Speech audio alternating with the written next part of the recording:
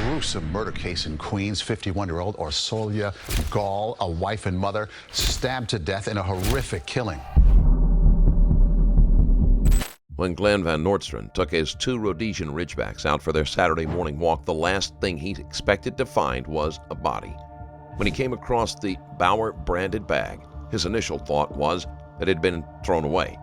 Once he had walked closer to the bag, however, his dogs became noticeably agitated, straining on the leash to get to it. He became curious and opened the bag, and could not fully process what he was seeing. Surely, he thought, it had to be a mannequin. It didn't look very fleshy. It was more like a crash test dummy. I thought it was maybe some equipment being used for something. I didn't think anything of it, he later told reporters, as his eyes were drawn to the waist and the black jeans that the body was wearing. It fully struck him what he was seeing, and he immediately called 911. Once the police were on the scene, Van Noordstrand had intended to take his dogs home before going to the police station to fill out a report. Before he could leave, his two dogs picked up a scent of blood patches about 100 meters away from the body. On closer inspection, the police realized that the killer had left a trail of blood, and they were easily able to follow it back to the original location, to a home on Juneau Street, half a mile away. Inside, they found 13-year-old Leo Gall alone on top of the floor. Due to the nature of the crime and with no other suspects on hand, Leo was placed in handcuffs and taken to the precinct for questioning, and later released. The body turned out to be that of Leo's mother, Orsolia Gall, originally from Hungary. Gall studied at the Budapest Business School College of International Management and Business. While still in Hungary, she met her husband, Howard Klein, who founded boutique financial advisory firm RK Equities in 2002. Spent 5 years working as an investment banker in Hungary. The couple married and had 2 sons. Gall was a highly social individual, always posting her hiking, skiing, and traveling adventures on Facebook. Although she had left her career to become a stay-at-home mom, she was active in the community and loved by the many friends she made.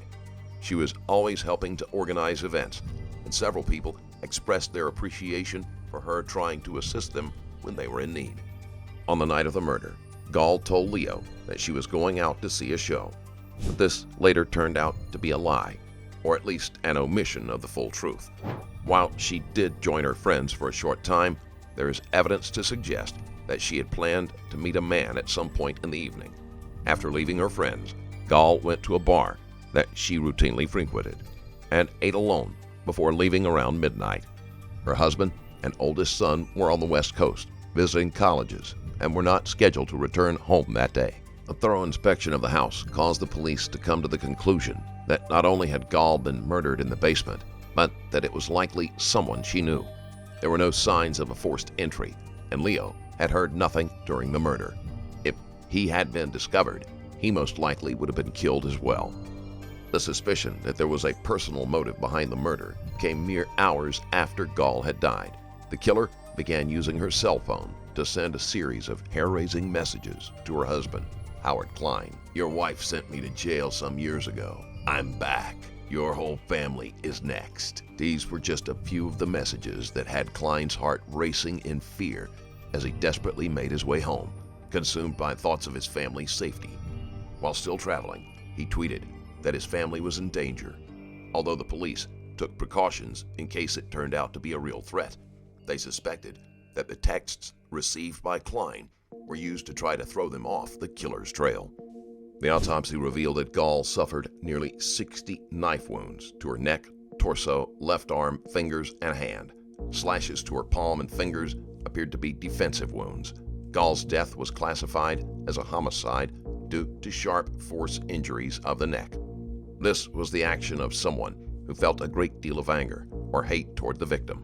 No random thief would take the time to inflict so many wounds after the killing blow was struck. The crime scene itself showed all the signs of being a spur-of-the-moment crime. The basement was a mess, and no attempt had been made to clean it up.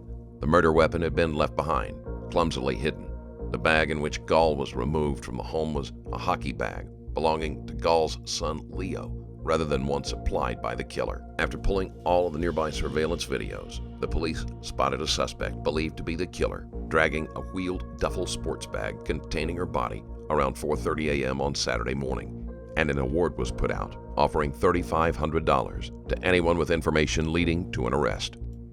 Even before the information was released, neighbors knew that there was something wrong.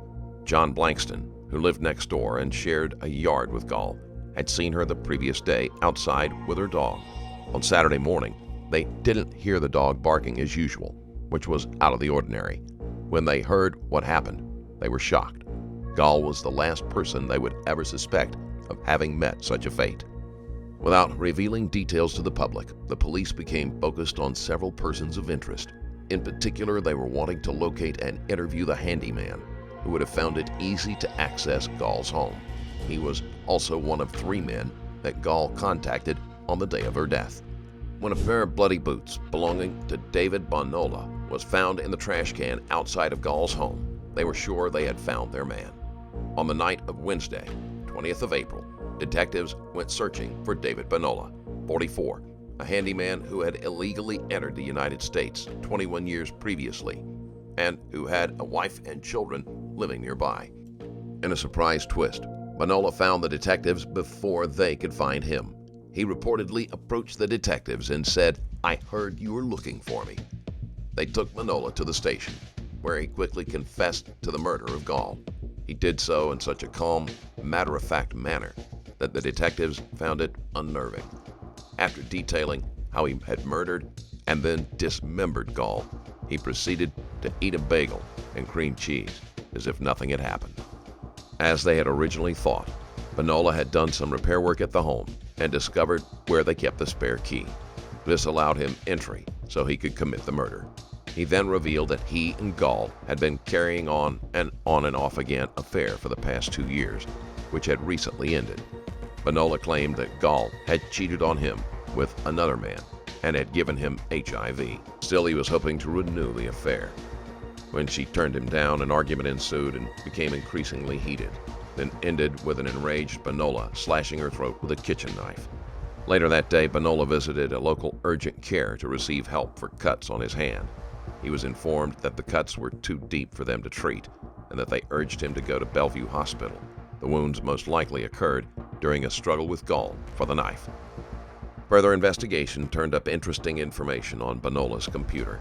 While the murder itself wasn't planned, Bonola's YouTube history showed a recent trend of searches for violent crimes, specifically against women.